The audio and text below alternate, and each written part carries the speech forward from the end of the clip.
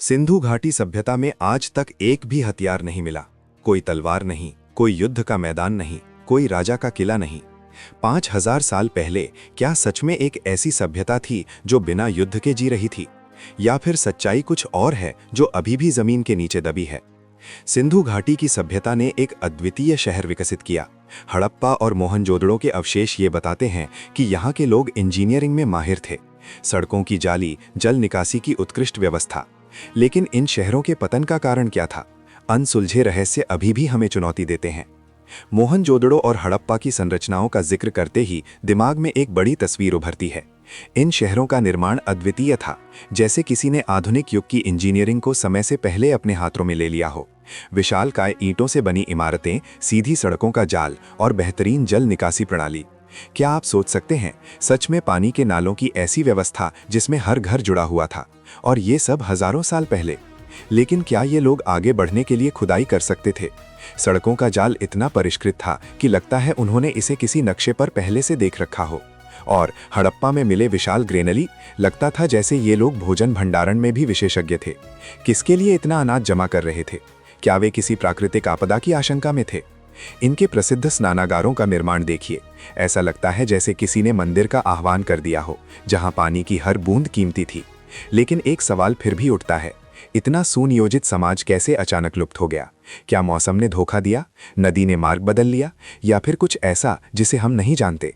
जैसे ही हम गहराई में उतारते हैं, सवाल अनसुलझे रहस्य बन जाते हैं, और ये रहस्य हमें और भी गहरे में जाने को मजबूर कर देते हैं।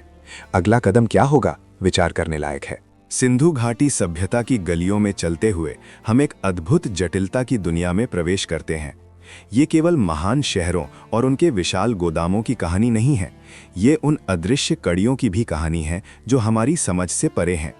हजारों वर्षों पुराने ये शहर अपने आप में रहस्य की किताब हैं, और हर टुकड़ा एक नया सवाल देता है।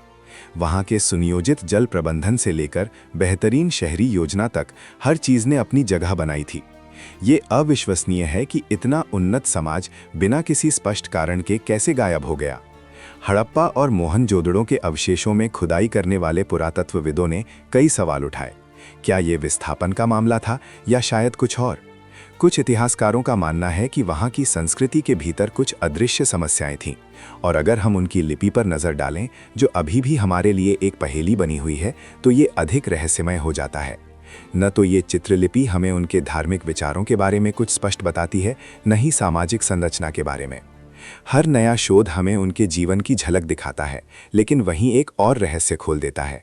हो सकता है सिंधु घाटी के लोग अपने समय से आगे थे, और हम अब भी उनकी महानता को पूरी तरह से समझ नहीं पाए हैं। अगले कदम पर विचार करते हुए, क्या ये संभव है कि हमने उनके छुपे हुए संकेतों को पहचानने में गलती की है? सोचने लायक है।